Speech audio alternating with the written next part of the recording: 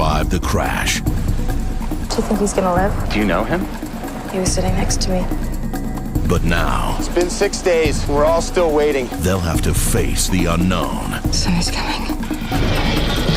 Who was that? and each other. I can't stay here. We still don't know what's out there. I've worse things to fear than what's in the jungle.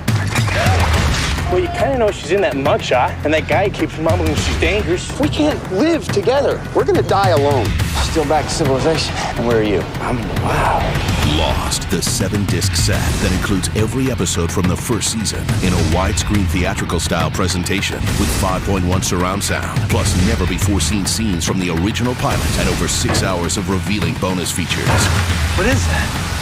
That's what we're gonna find out.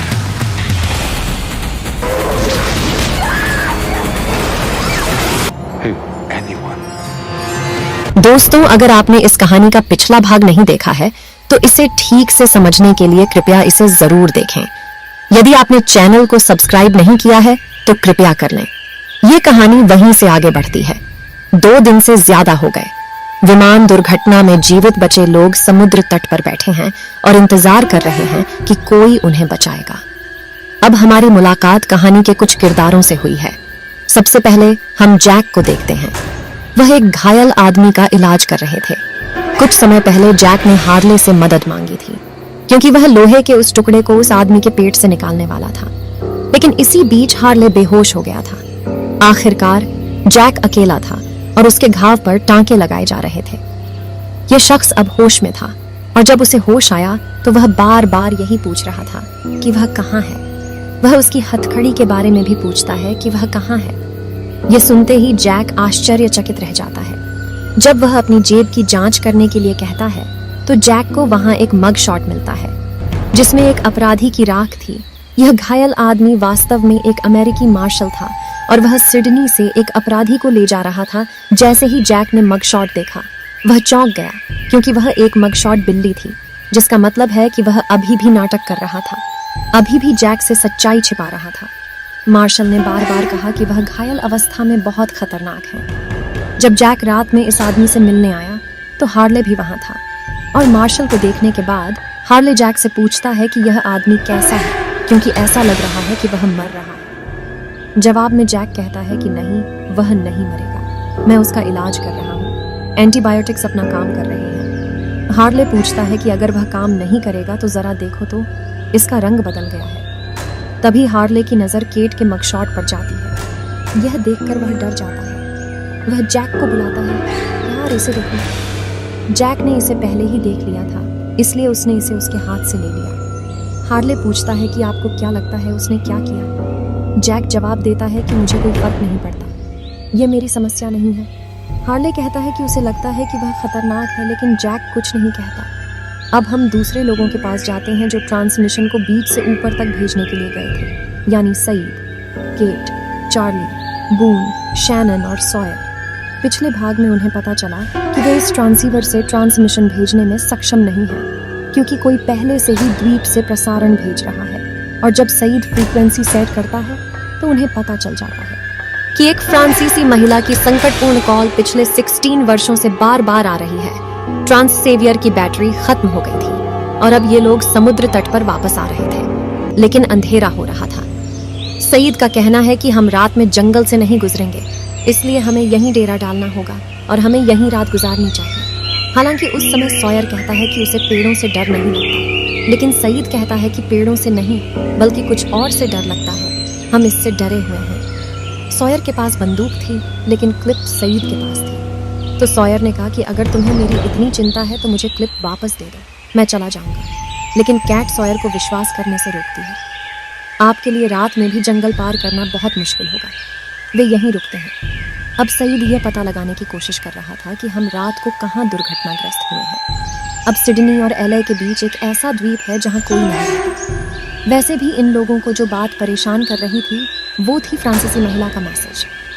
बून का कहना है कि जब हम वापस जाएंगे तो सभी को इसके बारे में बताएंगे, लेकिन सईद का कहना है कि नहीं, हम ऐसा नहीं करेंगे। अगर हम उन्हें इस मैसेज के बारे में बताएंगे तो वे डर जाएंगे, वे आशा खो देंगे, और सबसे खतरनाक चीज है जीने की उम्मीद। हम झूठ बोलेंगे। इस बात पर सभी सहमत हैं। रात को जब सभी सोने जाते हैं तो हम देखते हैं कि बून सबसे पहले सॉयर से बंदूक चुराता है और जैसे ही वह सेड से क्लिप चुराता है वह जाग जाता है। बून पर गुस्सा होता है कि तुम ऐसा क्यों कर रहे हो, तो बून जवाब देता है कि किसी को पहरा देना चाहिए। यह जंगल खतरनाक है और मैंने अजीब आवाजें सुनी हैं। शैनन बून को गुस्सा आ जाता है कि वह बंदूक चलाना नहीं जानती, इसलिए बाकी सभी लोग केट को बंदूक सौंपने का फैसला करते हैं क्योंकि हर कोई सोचता है कि वह निर्दोष है। केट भी ऐसा करती है और बंदूक अपने पास रखती है, जिस पर सभी सहमत होते हैं। फिर रात बीत जाती है और सुबह ये लोग समुद्र तट पर पहुंचते हैं। सईद सभी जीवित बचे लोगों को एक साथ इकट्ठा करता है और उन्हें बताता है कि हमारे पास एक ट्रांसीवर है, लेकिन बैटरी खत्म हो गई है, इसलिए हम दोबारा ट्रांसमिशन नहीं भेज सकते। अगर किसी के पास बैटरी, सेलफोन या वायरलेस है तो बताएं। साथ ही उनका कहना है कि अब हमारे पास खाना और पानी भी खत्म होने वाला है, इसलिए हमें 3 अलग अलग समूह बनाने हैं। प्रत्येक समूह का एक नेता होगा।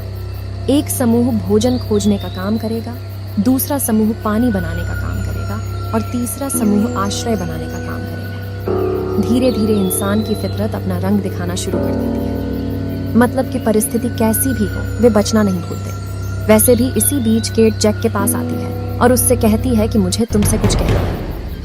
जैक को उम्मीद है कि शायद वह अपने बारे में सच बताएगा कि वह कौन है या उसने क्या किया है, लेकिन केट ट्रांसीवर और उस फ्रांसीसी महिला के ट्रांसमिशन के बारे में बताती हैं क्योंकि वे बाकी लोगों को नहीं बताने वाले थे। जैक पूछता है कि क्या आप मुझे कुछ और बताना चाहते हैं, लेकिन केट कुछ नहीं बताती है और यहाँ जैक की सोच केट के लिए बदल जाती है कि वह रहस्य छिपाती है। बाद में हम जैक और हार्ले को देखते हैं जो एक साथ काम कर रहे थे, इसलिए हार्ले ने जैक से पूछा कि क्या उसने कुछ कहा है। जैक ने उत्तर दिया कि नहीं और मुझे कोई परवाह नहीं है, ये मेरी समस्या नहीं है। हार्ले का कहना है कि आप सही हैं, हमें हस्तक्षेप नहीं करना चाहिए। जैक ने हार्ले को पुसेलेज में कुछ एंटीबायोटिक्स खोजने के लिए कहा, लेकिन वहां शव थे, इसलिए हार्ले डर गया था। इसलिए जैक ने कहा कि तुम बाकी काम करो, मैं वहां जाऊंगा। जब जैक पुसेलेज में दवा ढूंढ रहा था तो उसे आवाजें सुनाई दी। जब उसने देखा तो सॉयर भी वहीं था। सॉयर यहाँ अपने लिए चीजें इकट्ठा कर रहा था, यानी लूटपाट कर रहा था। जैक उससे कहता है कि तुम इन मरे हुए लोगों का सामान अपने साथ घर ले जा रहे हो। सॉयर जैक से कहता है कि अपनी आंखें खोलो और कहो, यहाँ हमें बचाने कोई नहीं आ रहा है, हम अकेले हैं और आप अभी भी सोच रहे हैं कि लोग आएंगे और आपको बचा लेंगे। तो जैक ने सॉयर से पूछा, आप क्या सोचते हैं? सॉयर मुस्कुराता है और जवाब देता है कि मैं जंगल में हूँ और मुझे खुद को जिंदा रखना है। दृश्य बाहरी लोगों पर केंद्रित हो जाता है, जहाँ हर कोई सामान इकट्ठा कर रहा था। क्लेयर भी एक बैग ले जा रही थी, इसलिए चार्ली उसकी मदद करता है। वैसे भी चार्ली क्लेयर से पूछता है कि इस बच्चे के पिता की योजना क्या थी, तो क्लेयर जवाब देती है कि मैं शादीशुदा नहीं हूँ। चार्ली आश्चर्यचकित नहीं है, हालांकि उस वक्त वह क्लेयर की मदद करते हुए मजाक में कह रहे थे कि आप सही कह रहे हैं, आखिर पुरुषों की जरूरत किसे है। इसके बाद जिन और संदीप आते हैं। संदीप भी गंदा था, इसलिए जिन ने उसे फ्रेश होने के लिए कहा। साथ ही वह उन्हें आई लव यू भी कहते हैं। इसका मतलब यह है कि यह आदमी अपने व्यवहार में उतना बुरा नहीं है जितना अब तक था। केट उस तंबू में जा रही थी जहां मार्शल लेटा हुआ था। अचानक उसे केट के पास ले जाया जाता है और वह केट को देखते ही डर जाता है। उसने थोड़ी सी बात भी की और वहां से चला गया, लेकिन जाते जाते उसे केट के पास बंदूक दिख जाती है। केट तंबू में मार्शल से मिलने आती है। जैसे ही वह करीब आती है, मार्शल उसकी गर्दन पकड़ लेता है। वह शायद केट को मारने वाला था, लेकिन जैक समय पर आ जाता है। वह केट को खोलता है, मार्शल को शांत करता है, केट से पूछता है कि उसने क्या कहा। केट जवाब देती है कि कुछ नहीं, मैं बस करीब गई और उसने मुझे पकड़ लिया और मुझ पर हमला कर दिया। मार्शल को तेज बुखार था और वह बहुत दर्द में थे। जब जैक तंबू से बाहर आता है तो केट उससे पूछती है कि उसका क्या होगा, क्या उसे दर्द होगा और क्या उसे ये सब महसूस होगा, क्या वह जल्दी नहीं मर सकता। जैक गुस्सा हो जाता है कि हाँ, उसे दर्द होगा और वह इतनी जल्दी नहीं मरेगा, शायद 3, 4 या अधिक दिन। केट ने जैक से कहा कि आप इसके बारे में कुछ नहीं कर सकते। उसे इस दर्द से बचाने के लिए जैक गुस्से में जवाब देता है कि केट, मैंने आपका मगशॉट देखा है, मैं हत्यारा नहीं हूं। यह सुनने के बाद केट का दिल टूट जाता है। वैसे भी फिर से बारिश शुरू हो गई। हर कोई आश्रय में था। हम माइकल और उसके बेटे वॉल्ट को एक जगह देखते हैं, जहां माइकल वॉल्ट से पूछता है कि वह आदमी कौन है जिससे आप अक्सर बात करते हैं। वह जॉन लॉक के बारे में पूछ रहा था। वॉल्ट ने जवाब दिया कि वह मिस्टर लॉक हैं और वह बहुत अच्छे इंसान हैं। वह मेरा दोस्त भी है। उन्होंने मुझे एक राज भी बताया है। माइकल पूछता है, रहस्य क्या है? तो वार्ड ने उत्तर दिया कि श्री लॉक ने मुझसे कहा कि चमत्कार होते हैं। तब माइकल ने वार्ड से कहा कि वह उस आदमी से ज्यादा न मिले, और मैं आपका दोस्त भी हूं, है ना? मेरे साथ कुछ समय बिताओ। वार्ड गुस्से में कहते हैं कि अगर तुम मेरे दोस्त हो तो विंसेंट को ढूंढो। जवाब में माइकल कहते हैं कि जैसे ही ये बारिश रुकेगी मैं उन्हें जंगल में ढूंढने जरूर जाऊंगा। और आश्चर्यजनक बात यह थी कि जैसे ही माइकल ने कहा, बारिश रुक गई। उसे जंगल जाना था, लेकिन एक समय जब वह विंसेंट को बुला रहा था तो उसे कुछ सुनाई दिया जो शायद उसकी ओर बढ़ रहा था। माइकल डर जाता है और वापस समुद्र तट की ओर भाग जाता है। अब वह भागते भागते उस स्थान पर पहुंच जाता है जहां जेन की वाइब नहा रही थी। संयोगवश उसे सूर्य दिख जाता है। सूरज भी जम जाता है। वैसे भी माइकल यह कहता है और सॉरी कहकर चला जाता है और मैंने कुछ नहीं देखा। हम और क्या देखना बाकी था? जोटा ने देख लिया। फिर भी हम जॉन लॉक को भी देखते हैं। चार्ली उसके पास से गुजर रहा था, इसलिए वह वहीं बैठ गया। जॉन पूछता है कि अब आप क्या बना रहे हैं? जॉन जवाब देता है कि यह एक शहर है। श्री लॉक एक बहुत ही अनोखे व्यक्ति हैं। कभी कभी वह कुछ ऐसा कर जाते हैं जिसकी कोई कल्पना भी नहीं कर सकता। जैसे शहर बनाने के पीछे कौवा छिपा हो। वह इसे क्यों बना रहा है? एक और दिन बीत गया और मार्शल बहुत दर्द में था। हर कोई मदद के लिए चिल्ला रहा था, लेकिन कोई कुछ नहीं कर सका। शाम को सईद जैक के पास आता है और पूछता है कि क्या वह किसी तरह की बीमारी से पीड़ित है? क्या ऐसी कोई चीज है जिसमें मैं आपकी मदद कर सकता हूं? जैक का कहना है कि वह इसे संभाल लेगा। रात में हम देखते हैं कि केट अकेले एक जगह आग लगाने की कोशिश कर रही है। तभी सॉयर वहां आता है और उसे जला देता है। वह कहता है, तुम्हें मैं पता आपको है? धन्यवाद देने आया हूँ। बिल्ली चुप रहती है। तो सॉयर कहते हैं कि आप पूछेंगे कि क्यों नहीं। बिल्ली पूछती है क्यों? तो सॉयर उस बंदूक के लिए कहता है, अच्छी बात है कि आपने इसे मुझसे ले लिया। आज मैं पूरे दिन इस आदमी का दर्द बर्दाश्त नहीं कर सकी। अगर मेरे पास बंदूक होती तो मैं उसे इस दर्द से बचा लेता, लेकिन मेरे पास नहीं है, तुम्हारे पास है। वैसे भी उसके बचने की कोई उम्मीद नहीं है। वैसे भी कैट कुछ नहीं कहती, बस चुप रहती है। अंडर टेंट में हमने देखा कि मार्शल की हालत खराब थी। उसका आंतरिक रक्तस्राव बढ़ रहा था, बुखार तेज था और चोट भी बढ़ती जा रही थी। वह जैक से कहता है कि उस औरत पर कभी भरोसा मत करना। वह तुम्हें धोखा देने की कोशिश करेगी, वह तुम्हें बेवकूफ बनाएगी, लेकिन उस पर कभी भरोसा मत करना, नहीं तो वह तुम सबको मार डालेगी। इसके बाद वह जैक से कहता है कि मुझे उससे आखिरी बार बात करनी है, अकेले में ही सही। जैक जानता था कि यह आदमी वैसे भी मरने वाला है, इसलिए उसने केट को उसके पास भेजा। जब केट विमान में थी तो उन्होंने क्रैश से पहले मार्शल से कहा कि आप मुझ पर एक एहसान करेंगे। इससे पहले कि केट कुछ बता पाती, योजना विफल होने लगी और हम बाकी कहानी जानते हैं। मार्शल केट से पूछता है कि उसने क्या उपकार किया, तो केट बताती हैं कि वह बताना चाहती थी कि जिस आदमी ने उन्हें पकड़वाया उसे इनाम मिलना चाहिए। वैसे इसके बाद भी मार्शल और केट के बीच कुछ बातचीत होती रहती है। जैक और हार्ले तंबू के बाहर बैठे थे। हार्ले ने जैक से पूछा कि उस खच्चर का क्या हुआ, क्योंकि हार्ले को नहीं पता था कि वह वास्तव में मार्शल से बात करने गई थी और आज हार्ले ने अपनी बंदूक देखी थी। वह तुरंत जैक से कहता है कि उसके पास बंदूक है और तुम उसे अंदर जाने दो। यह सुनते ही जैक टेंट की ओर भागता है और देखता है कि केट वहां से जा रही है और उसके जाते ही बंदूक से गोली चल जाती है। ऐसा लगा जैसे मार्शल ने खुद को गोली मार ली हो, लेकिन तभी सॉयर तंबू से बाहर आ जाता है। जैक ने गुस्से में उससे पूछा कि उसने क्या किया। सॉयर वही बात कहता है जो आप नहीं कर सके। उसने मुझसे अपना दर्द खत्म करने का अनुरोध किया।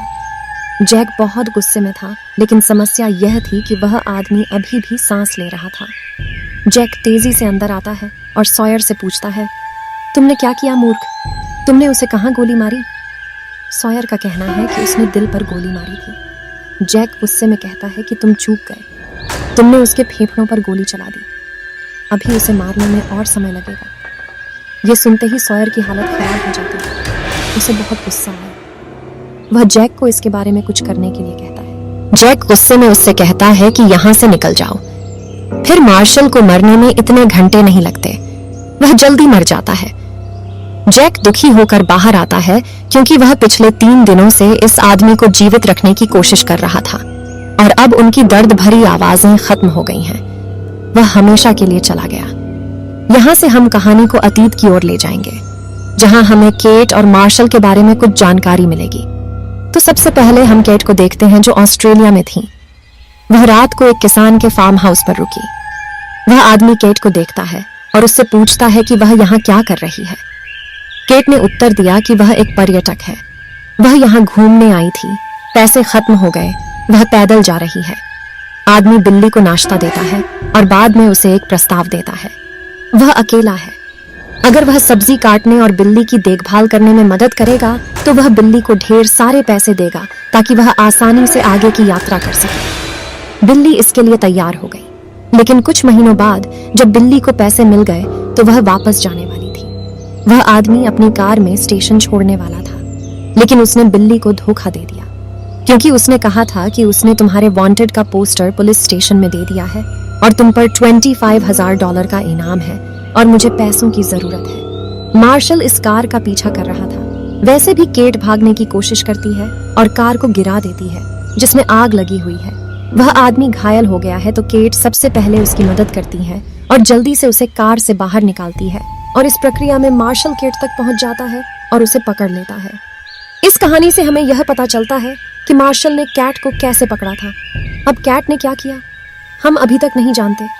वर्तमान में आते हुए हम जॉन लॉक को देखते हैं। वह सामने जंगल में बैठा था। उसने वह सीटी बजाई और वह सीटी बजाने लगा।